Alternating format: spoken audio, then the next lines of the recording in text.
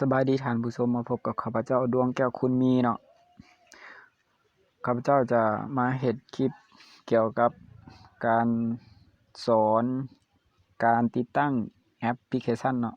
ก็คือแอปJackview เนาะแอป Jackview นี่จะใช้สำหรับในการติดตาม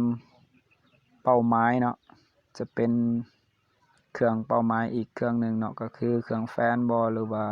เป็นของบุคคลสำคัญที่ต้องการจะติดตามเนาะในการจะติดตั้งแอป Jackview นี่ก็ต้องเข้าไปดาวน์โหลดที่ Play Store เนาะแล้วพิมพ์เข้าไป Jackview เนาะพิมพ์เข้าไปนี่เนาะนี่แอปอยู่ถึงสุดนี่เนาะ Jackview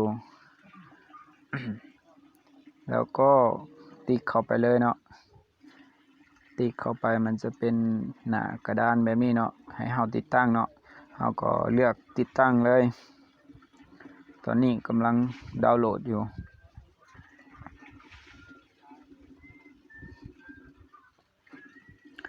รอท่าแป๊บนึงเนาะ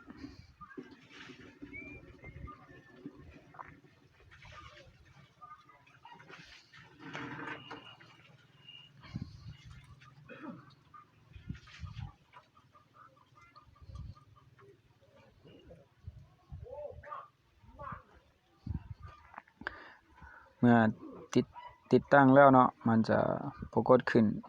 อยู่หน้ากระดานแบบนี้เนาะอยู่เทิงหน้าจอเนาะเฮาก็นี่เนาะแอป Jackview เนาะมันเข้ามาแล้วเนาะนี่ เมื่อ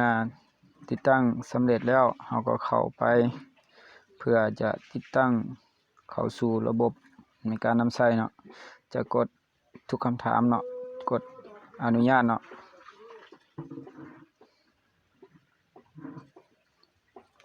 เมื่อจะเป็นหน้ากระดานแบบนี้แล้วเนาะจะติ๊กอยู่ถึงสุดเนาะ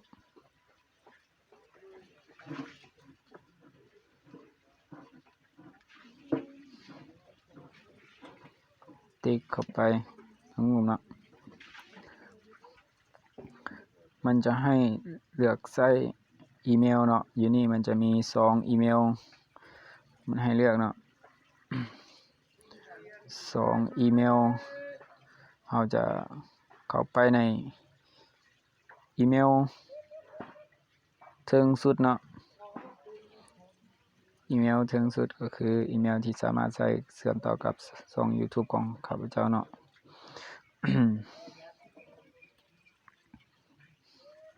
นี่มันจะเวลาเรากดเข้าไปใน Jackview เนาะมันจะแนะนำเกี่ยวกับข้อมูลผู้พัฒนาเนาะอีเมลเนาะ Jackview app.gmail.com เนาะการเลือกบัญชีจะนำทานกลับคืนไปหาแอปอีกเนาะมันจะเป็นการรายงานเนาะแต่เฮาก็จะกดกลับคืนเนาะแล้วก็กดเอาเลือกเอาบัญชีอยู่เทิงเนาะก็คืออีเมลที่ว่าอยู่เทิงสุดเนาะอยู่รูปนี้ก็นำใช้อยู่แต่จะใส่เป็นอีเมลแบบปลอมๆเนาะจะใช้2อีเมลตัวจริงก็คืออีเมลอยู่เทิงสุดเนาะติ๊กเมื่อมันจะเป็นหน้ากระดานแบบนี้เฮาก็ติ๊กอีก1เทื่อเนาะก็เป็นเทื่อที่2แล้วมันก็จะมาขั้นตอนนี้เนาะขั้นตอนนี้แต่ว่าอันนี้มันจะเป็นแอปที่ว่าข้าพเจ้าติดตั้งสำเร็จแล้วเนาะมันจะบ่ได้ให้ติดตั้งคืนอีกเนาะจะบ่ได้ใช้คืนอีกเนาะอันนี้ก็เสียดายที่บ่ได้เฮ็ดให้เบิ่งละเอียดเนาะมันจะลัดไปขั้นตอนที่ว่าตั้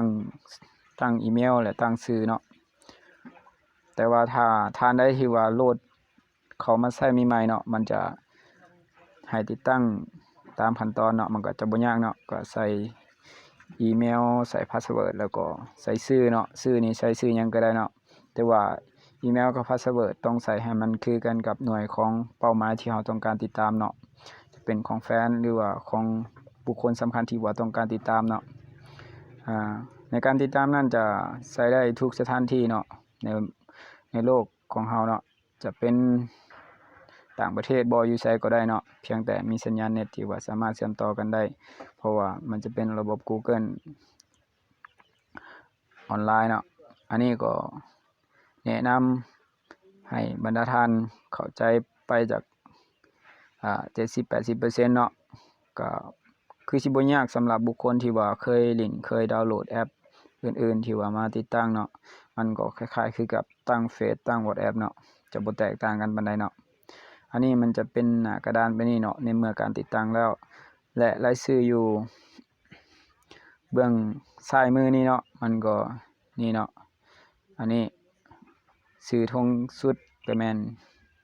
DEV นี่ก็แม่น8656นี่ก็เป็นชื่อของข้าพเจ้าเนาะและทั้งรูมนี่เนาะทั้งรูมนี้Vivo 1816เนาะมันก็จะเป็นชื่อของหน่วยเป้าหมายที่เราต้องการติดตั้งเนาะอันนี้มันจะเป็นเป้าหมายของตัวเครื่องที่ว่าข้าพเจ้ากำลังติดตามเนาะอันนี้เป็นรหัสเป็นชื่อเนาะของตัวเครื่องเนาะและเป็นรหัสของแอปเนาะในเมื่อการติดตั้งนั่นเนาะให้ติดตั้งอันเดียวกันเนาะ